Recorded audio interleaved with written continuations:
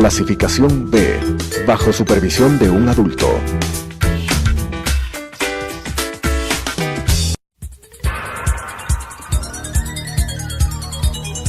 Las opiniones vertidas en este espacio por la producción y dirección del programa son de exclusiva responsabilidad de sus autores y de quienes intervienen en ellos.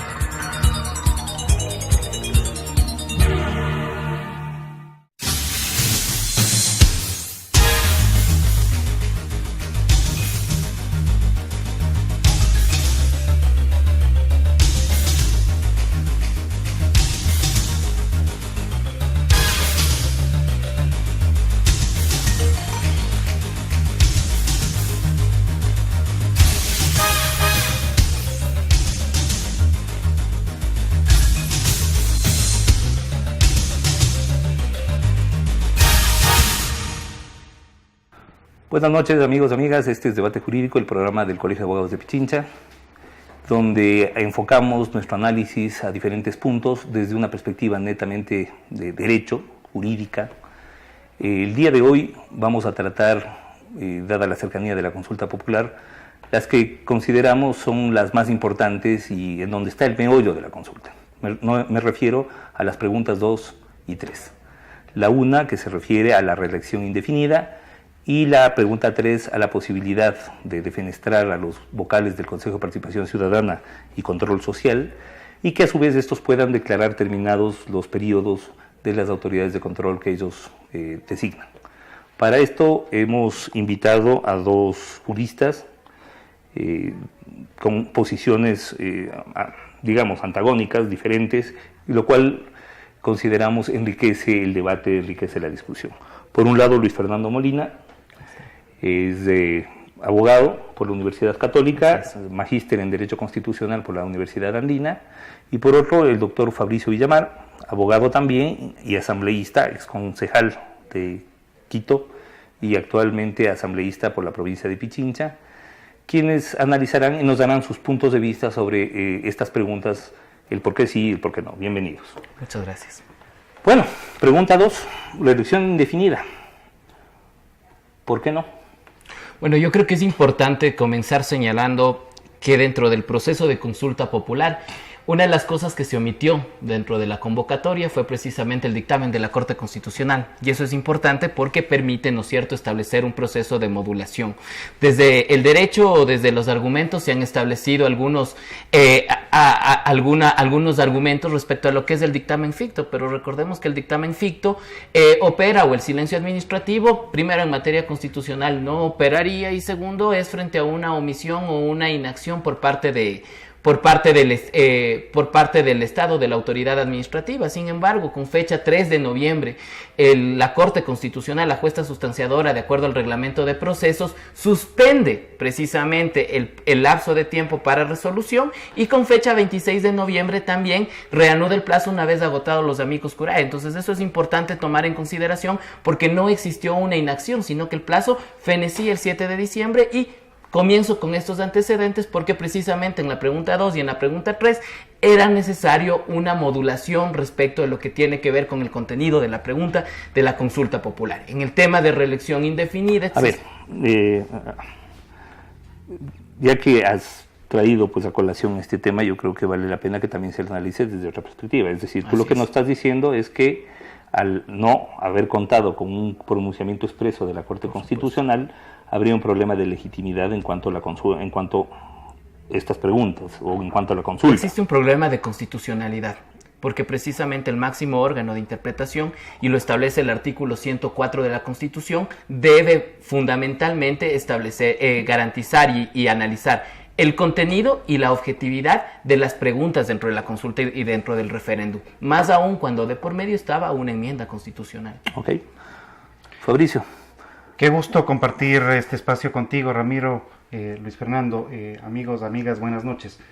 Yo creo que esto tiene que ser analizado con una óptica posiblemente mucho más amplia y merece un análisis en primer lugar histórico, y dentro del panorama histórico, la Constitución, para no irnos muy lejos, había establecido en el año 2008 que se permitirían una sola reelección para cada cargo, no importa si es que este era inmediato o luego de 1 o 2 periodos diferentes. Yo creo que esto es importante considerarlo porque esa fue la constitución que los ecuatorianos votaron. Esa fue la constitución que los ecuatorianos aprobaron en las urnas en un proceso de referéndum. Lo que se hizo después, lo que se hizo con el 3 de diciembre del año 2015, encerrados... ¿Te refieres a las enmiendas? Las enmiendas constitucionales, que cambiaron lo que decía la Constitución. Específicamente en el tema de la reelección. Específicamente el tema de la reelección. Okay. Y que adicionalmente era una reelección con nombre y apellido. Bueno, pero a ver. En la cual había un adicional. Es que el análisis jurídico esta vez no puede estar desatado del análisis histórico y del contexto político. Seguro. En ese marco, 100 asambleístas se reúnen y deciden cambiar la Constitución. Y en ese momento no hubo absolutamente poder humano que les haga cambiar de criterio. Ahora hablemos de lo que hablaba Luis Fernando hace un momento. No es que no existió un dictamen de la Corte Constitucional. La falta de dictamen también es un pronunciamiento. Y ese pronunciamiento lo que daba es como concepto que se aceptaba lo preguntado por el presidente de la República. ¿Puedo asumir el silencio en materia, o sea, el punto que, a ver, no, el silencio administrativo el silencio existe en diferentes áreas del derecho. Lo que pregunto es, ¿consideras tú que se puede asumir el silencio en materia constitucional como una forma de pronunciamiento? Siempre y cuando exista referencia legal, y para este caso existía. Luis Fernando, existiendo una norma que establece cuál es la consecuencia jurídica del silencio de la Corte Constitucional luego de un plazo determinado, y habiéndose cumplido ese plazo, porque de hecho, y claro, y ahí viene otra discusión, el reglamento reformaba ese plazo ampliándolo a través de una cantidad de subterfugios. Primera pregunta, ¿puede un reglamento modificar ese plazo? ¿Consideras tú que el reglamento legítimamente podía modificar el plazo establecido en la ley? A ver, desde el punto de vista jurídico, un reglamento no puede modificar la ley. Okay. De la misma manera en que la ley, cuando tiene vicios de constitucionalidad, también debe ser observada. Es decir, la ley tampoco puede contradecir la Constitución. De acuerdo. En este caso había un reglamento que evidentemente modificaba el plazo. El reglamento legal. Lo que hace es establecer y desarrollar el plazo establecido de los 20 días. Sin embargo, más allá de todo eso, creo que hay que hacer 2 puntualizaciones. Primero, ¿cuándo opera el silencio? Cuando existe una inacción por parte de la autoridad administrativa, en este caso de los jueces constitucionales, respecto de aquello. Bueno, en este caso y ahí jurídicamente creo que hay que remitirse a 2 providencias que existen.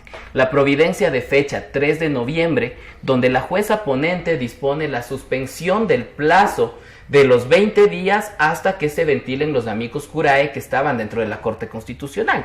Y con fecha 23 de noviembre, la jueza ponente reanuda nuevamente el plazo mediante providencia, conforme establece el reglamento de procesos de la Corte Constitucional, para continuar con el tratamiento del mismo. ¿Cuándo fenecía el plazo de los 20 días? Fenecía el 7 de diciembre. Okay. ¿Qué es lo que pasó en el intermedio de ese plazo? Es que el 29 de noviembre, es decir, 6 o 7 días antes de que concluya el plazo, el presidente Moreno envía los decretos ejecutivos 229 y 230 con la convocatoria a consulta popular y a referéndum. Es decir, cuando nosotros estamos hablando de un silencio administrativo, buscamos, 1, que no se haya pronunciado y estaba decurriendo el plazo correspondiente establecido por la jueza ponente, pero número 2, no es lo mismo el silencio administrativo que el silencio en materia constitucional, porque en materia constitucional está de por medio derechos. Okay, vamos a analizar esto. Sí, de acuerdo, estoy totalmente de acuerdo que en materia constitucional está por medio de derechos, pero lo otro implicaría también asumir que mientras la Corte Constitucional no se pronuncie, y que podría ser ad infinitum, no se puede proceder. Ahora, la pregunta es, cuando la jueza ponente aplica la norma reglamentaria estableciendo una ampliación de plazos que la ley no contemplaba, ¿estaba o no estaba haciendo una modificación de la ley? Suspensión. Sí. Una suspensión, sí. Estaba aplicando un reglamento que termina siendo contra el eje. Y por lo tanto también tienes vicios ahí. Me parece que si es que hacemos el enfoque absolutamente procesalista, también nos equivocamos, porque un poco la consulta y el mecanismo de lo que deberíamos conversar para las personas que nos están escuchando es por qué sí o por qué no. Y esto no se acaba en definir si es que el proceso fue bueno o fue malo. El asunto es, los ecuatorianos, ¿quieren que haya reelección o no quieren que haya reelección? Bueno, pero más allá, sí, pero hay un procedimiento constitucional también que se debe observar. Entonces, aquí tenemos dos posiciones que, perdón que me permita resumirlas. Por un lado, Luis Fernando dice que estuvo bien la aplicación del reglamento por parte de la jueza ponente y que aplicando ese reglamento el plazo no había fenecido. Por otro lado, Fabricio dice que la aplicación de ese reglamento era una aplicación contra leyem, es decir, contra ley, por lo tanto no cabía, con lo cual lo actuado por el presidente Moreno sería legítimo. Esas son las dos posiciones. Ok, más allá de que me han sacado ustedes par de carajos del tema, porque no era el asunto. Veníamos a hablar de pregunta 2 y pregunta 3 y me están comiendo todo el programa en la legitimidad de la consulta. Pero, por favor, vamos enfocándonos. Pregunta 2, ¿por qué no? A ver, yo creo que es importante puntualizar en una situación importante. A ver, no es que 100 legisladores se reunieron entre gallos y medias noches para reformar la Constitución. Eso, en el contexto histórico político, sucedió en la Constitución de 1998, en la Constitución de Sangolquí. Acá los legisladores en la Constitución del año 2008 tienen 3 facultades: legislar, fiscalizar y, de acuerdo a un procedimiento establecido que se llama Poder Constituyente Derivado, del 441 al 444, siguiendo un procedimiento, poder establecer reformas o enmiendas a la Constitución. Dentro de esa situación, en el año 2015, existió un dictamen previo de constitucionalidad, un dictamen ex post de constitucionalidad que determinó y que tiene legalidad y legitimidad en un proceso político que los ciudadanos, cuando acudimos a las urnas en el año 2013, otorgamos una mayoría a la Asamblea Nacional. Entonces, finalmente, no es que por capricho se reunieron, sino que siguieron un procedimiento incluso con control ex ante y ex post en materia constitucional. Segundo, porque no se puede privar a la ciudadanía del derecho a establecer el mandante la responsabilidad política de premiar o castigar con el voto a los ciudadanos. En el año 2014, Augusto Barrera se lanzó a la postulación y finalmente terminó perdiendo. Entonces, los abogados decimos una distinción entre las obligaciones de medios y las obligaciones de resultados. La postulación es un medio para permitir que el mandante finalmente se pueda pronunciar dentro de... Obviamente cuando no le tienes al presidente del CNE de domésticas, ¿no? Pero bueno, o sea, vamos a lo otro. Posiblemente ese es el ejemplo más fino que he escuchado últimamente, pero el hecho de sustentar que la reforma para permitir la reelección, que es lo que se intenta cambiar con esta consulta, que no fue hecha entre gallos y medias noches, fue hecha entre las 9 de la mañana y las 2 de la tarde con el uso de la fuerza pública en contra de todas las personas que estaban protestando afuera. Y se agredieron a ecuatorianos. Bueno, pero vamos a lo jurídico. Jurídico. ¿Por qué sí? En lo jurídico. Yo tengo esta sensación de que se está intentando darle una envoltura de protesta respecto de lo que antes vale y después no vale. Si es que el sustento era que antes existió un pronunciamiento válido de la Corte Constitucional, es bastante el equivalente de que Quasimodo le pregunte a la mamá quién es el hijo más bonito del mundo. Y en la práctica, la Corte Constitucional, puesta por un Consejo de Participación Ciudadana, puesto por los asambleístas amigos de Correa, puesto por toda la gente que estuvo alrededor del poder, termina deslegitimando la Corte, sus actuaciones y todo lo que ha sucedido. Pero más allá de eso, ¿por qué deberíamos, de acuerdo a tu criterio, porque ya nos ha dicho Luis Fernando que deberíamos votar no, porque a la final, en últimas, es el ciudadano el que decide? Yo te hago un análisis. Relige o no relige. Yo hago un análisis en dos sentidos. Yo no puedo desprenderme del análisis político, y en el análisis político porque yo creo que es necesario que en el Ecuador hayan nuevas generaciones de políticos todo el tiempo. Esto incluso para beneficiar a Luis Fernando algún día si es que quiere hacer una carrera política. Y en segundo lugar, esto es meramente ejemplificativo porque el planteamiento general es que todo el mundo tenga derecho a participar, no solamente los bendecidos y los que tienen la posibilidad de ser dueños de una organización política, sino todos. Me parece que esto es un asunto de apertura democrática. Bueno, vamos a nuestro corte comercial. O sea, recuerden que también el canal vive de los auspicios. Así que, por favor, regresamos en un momento. Continuamos.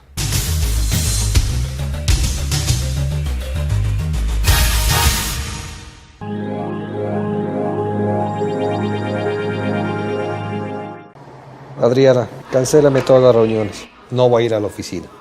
Estoy con una jaqueca que no aguanto. ¡El jefe no viene!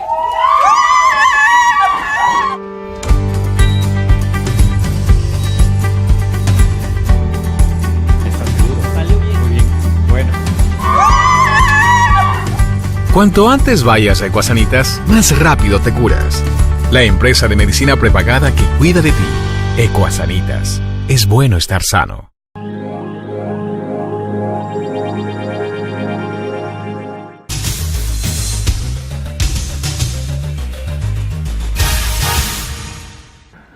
Amigas, amigos, volvemos a Debate Jurídico, el programa del Colegio de Abogados de Pichincha. El día de hoy estamos analizando las preguntas 2 y 3 de la consulta popular, la que se refiere a la reelección indefinida y la que se refiere a los vocales del Consejo de Participación Ciudadana y Control Social y entes de control. Para ello vuelvo a presentar a mis invitados, el doctor Luis Fernando Molina, abogado por la Universidad Católica y magíster en Derecho Constitucional por la Universidad Andina, el doctor Fabricio Villamar, jurista también por la Universidad Católica y asambleísta actualmente. Y bueno, continuamos con el análisis de la pregunta 2, porque un poco se me queda debiendo. Y ahí vamos preguntando, y perdón, yo trato en lo posible de mantener una posición lo más equidistante, pero hay dos cosas que no me cierran, una tuya y una tuya. La tuya, me dices que es el elector a la final el que decide en últimas si reelige o no reelige a la autoridad. Pero claro, si le bañamos un poquito de realidad a ese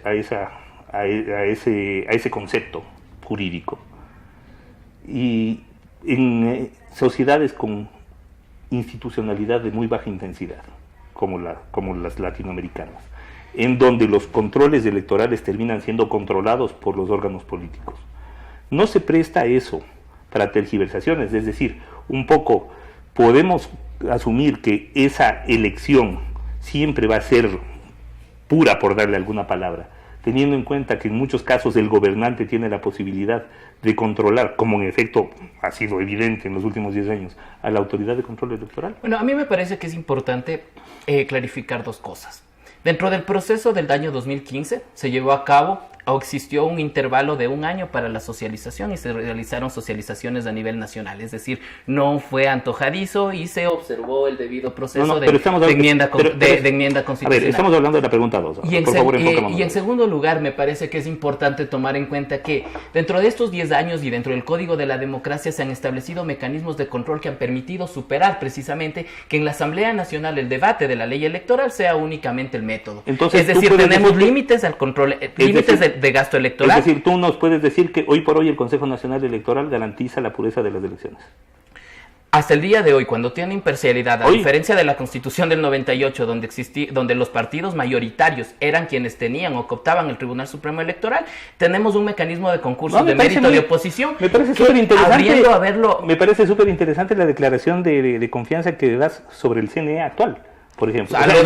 A los procesos del concurso de méritos de oposición se lo da que en este momento la independencia judicial en materia electoral esté siendo cuestionada precisamente por un hiperpresidencialismo, ¿no? O sea, el cuestionamiento más allá de todo en los mecanismos de selección, creo que eso es importante analizar y eso lo veremos en la pregunta número 3. En todo caso, tú lo que dices es, el órgano electoral nos garantiza elecciones limpias. Estoy diciendo que la normativa electoral... Y eso aplica para las anteriores y también para la del domingo. Estoy diciendo que la normatividad establecida en el Código de la Democracia establece mecanismos de control. Que luego las autoridades, al momento de aplicar la normativa, puedan cometer excesos, eso es una cuestión totalmente distinta. El otro tema, a ver, Fabricio, que no me cierra un poco. Tú nos dices, bueno, sí, porque es necesario un recambio generacional. Pero no es a la final el elector el que decide si quiere ese recambio, porque estamos de alguna manera imponiendo a la fuerza esa renovación generacional. A ver, Es que esto tiene varios enfoques, Ramiro, y en un minuto no los vamos a lograr. Pero en la práctica el verdadero problema en esto es el interés de apropiación del poder de un grupo, de una persona y de su séquito. Eso es básicamente lo que hay que combatir. Y el análisis principal evidentemente pasa por también quién controla el Consejo Nacional Electoral. Es decir, la pregunta 2 tiene nombre y apellido. Pero es que es evidente. Pero adicionalmente no debió ser votada de acuerdo al artículo 232 de la Constitución por los interesados que también podían quedarse más tiempo ahí, que eran los asambleístas. Bueno, vamos a la pregunta 3. Pregunta 3, ¿por qué no? Un poquito poniéndolo en contexto. A través de la pregunta 3 se está preguntando al elector si está de acuerdo con que el presidente, que se pueda defenestrar a los vocales del Consejo de Participación Ciudadana, nombrar un nuevo Consejo de Participación Ciudadana, digamos de transición, elegido a dedo, hay que decirlo, y que ese Consejo de Participación Ciudadana y Control Social elegido a dedo pueda declarar además terminados los periodos de uno, varios o todos los órganos de control que están sometidos a su designación y nominación. Bueno, comenzar con insistir en la necesidad que teníamos del pronunciamiento del dictamen de la Corte Constitucional. A ver, ya superamos esa discusión. Aquí tenemos una pregunta, porque aquí tenemos una pregunta compuesta. Tenemos una pregunta compuesta, ¿por qué? Porque nosotros el momento en el que vamos del 4 de febrero a las urnas, a la pregunta 3, estamos aprobando a 3 situaciones o 3 preguntas a la misma. Primero, la cesación anticipada del Consejo de Participación Ciudadana. Segundo, la existencia de la aceptación de un Consejo de Participación transitorio. Y la tercera, la posibilidad de nombrar o de evaluar, destituir y nombrar autoridades de control. Es decir, una pregunta compuesta desde el punto de vista constitucional no podía ingresar. Pero segundo, porque este Consejo de Participación Ciudadana contradice la misma disposición constitucional, el mismo espíritu de Montecristi, donde decía que los entes regulados no pueden determinar o no pueden elegir a los entes reguladores. En este sentido, el presidente de la República puede evaluar, destituir y nombrar a más de 150 autoridades que van desde los organismos de control hasta la misma Corte Constitucional, y era a lo que nos referíamos. ¿De qué independencia podemos hablar de la Corte Constitucional, de la función electoral, cuando sabemos que este Consejo Transitorio tiene la posibilidad de destituirlo? Este Consejo es elegido por el presidente y finalmente, insisto, destruye el principio constitucional de que los entes regulados no pueden elegir a sus reguladores, y eso es importante. Pregunta 3, ¿por qué sí? Porque se reviste en una esperanza para el Ecuador. ¿Esperanza de qué? Porque resulta que si es que analizamos en este momento, hay los rezagos de la captación absoluta del poder por parte del expresidente de la República, del ex vicepresidente ahora preso de Alianza País, y de un montón de familiares que fueron nombrados para esos cargos. Y me parece que, si bien existe el riesgo, yo quiero estar claro en eso, existe el riesgo de que esto sea un ejercicio de sacar a los correístas para poner a los morenistas en efecto a dedo y con la bendición de la Asamblea, existe también la esperanza de que pueda constituirse un espacio para la recuperación institucional del Ecuador. Y yo creo que en este punto, más allá de hablar si es que esto es constitucional, no es constitucional, afecta o no afecta a los principios sagrados de Montecristi, lo verdadero es que hubo una mafia que se apoderó del poder, y con el poder logró captar todos los espacios con muy pocos rangos éticos, y parte de las cosas que se dañaron fue la institucionalidad. Existe una esperanza y nosotros nos vamos a jugar por la esperanza. Bueno, Luis Fernando, hay 2 temas que no me cierran igual. Por un lado, volviendo a lo que tú decías en la pregunta 2, no es el elector el que a la final decide si, como depositario de la soberanía, el que decide si le otorga o no le otorga al presidente esa facultad, y a ese nuevo Consejo de Participación Ciudadana esas atribuciones. A ver, yo creo que ahí es importante decir, o sea, o ahí, se avance... ahí ya ese principio de fe en el elector ya no funciona. No, yo creo que todo lo contrario, y ahí existe una contradicción, porque Fabricio habla de la recuperación del espíritu de Montecristi en la pregunta número 2, pero en la pregunta número 3 Fabricio dice, demos la esperanza y la fe, aunque el espíritu de Montecristi sea distorsionado. Nosotros somos mucho más claros. El tema de que pueda avanzarse hacia un mecanismo de elección popular puede darse y es permisible. El problema es el Consejo Transitorio, que puede tener facultades hasta el año 2019 de nombrar autoridades que pueden quedarse hasta el 2023. Estamos hablando nosotros de la defensa precisamente de la autonomía. Se está restringiendo la capacidad fiscalizadora del Consejo de Participación Ciudadana en la actual Constitución. Perdón, te pregunto, ¿qué ejercicio de esa capacidad fiscalizadora ha demostrado el Consejo de Participación Ciudadana? Una cosa es el deber ser y otra cosa es la norma. Sin embargo, a mí me parece que es importante. Pues no, es que si tú me dices que hay una reducción de la capacidad fiscalizadora del Consejo de Participación... De la Asamblea Nacional, porque finalmente quien podría en este momento, estás hablando por del Consejo juicio de Participación político, y te pregunto, ¿qué capacidad fiscalizadora? Porque, ojo, también es de control. De control social. ¿Verdad? Así es. Y habría que realizarlo. Porque estamos hablando del ente que le puso 100/100 a Polit, ¿no? Estamos hablando del ente que le nominó al fiscal Bacamancheno. Estamos hablando del ente que religió al procurador García. Sí, yo creo que es importante analizar los mecanismos. Es decir, en algún momento, si nosotros revisamos las etapas en las cuales se pudo haber hecho impugnación, ¿cuántas personas presentaron impugnaciones respecto de la trascendencia de quiénes son los organismos de control? Y no porque esos organismos o esas etapas estén mal, vamos nosotros a retroceder hacia el método de cooptación a través de la cual el acuerdo entre Ejecutivo y Legislativo van a determinar quiénes son los organismos de control. Listo, Luis Fernando. ¿Qué es lo que no me cierra acá? Oye, no estamos pegándonos otra vez actos de fe como en la peor época de la Inquisición. Es decir, esto no es una osdalía a lo que estamos abocados. Siempre podría ser. Caminemos por brasas vivas y veamos si es que no nos quemamos. Si es que no flota, entonces no hay problema. Porque lo que claro, cuando alegas la esperanza, chusa, bótate y a ver si los ángeles te agarran. Yo entiendo la preocupación. Pero no le estamos dando al presidente un poder que no debería tener desde un marco constitucional. Sí, yo entiendo la preocupación.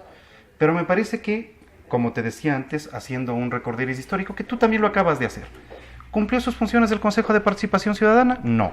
Lo que se está diciendo aquí es, bueno, el hecho de que no hayan cumplido no significa que la norma no era buena. ¿Por qué no se ha planteado un juicio político para destituir a los miembros del Consejo de Participación Ciudadana? Pero si la Asamblea en este momento tiene mayoría. Ni siquiera a ver, Luis Fernando, yo fui absolutamente respetuoso de tus tiempos. Sí. Ok. Yo creo que es necesario plantearnos que ese consejo no funcionó. Y como no funcionó, que decidan los ecuatorianos. Y los ecuatorianos están decidiendo en base a la pregunta del presidente. Y tenemos que ver la respuesta dentro de 4 días. A 3 preguntas, sin modulación. Doctores, muchísimas gracias por habernos acompañado el día de hoy. Gracias a ustedes, amigos, amigas, y creo que hemos tenido un programa que ha sido bastante ilustrativo. Hemos visto 2 enfoques diferentes, con además una base conceptual importante. Muchísimas gracias, Luis Fernando, muchísimas gracias, Fabricio. Siempre un gusto, doctor. Preguntas de sí o no. ¿Estás afiliado al Colegio de Abogados? No. Pucha, eso sí habla muy mal. Pero es el centro de mediación del foro en los procesos. Yo sí tengo el carnet. ¿Estás al día? Eso es otra pregunta. Bueno, muy amable, muchas gracias. Nos vemos la próxima semana. Un gusto. Las opiniones vertidas en este espacio por la producción y dirección del programa son de exclusiva responsabilidad de sus autores y de quienes intervienen en ellos.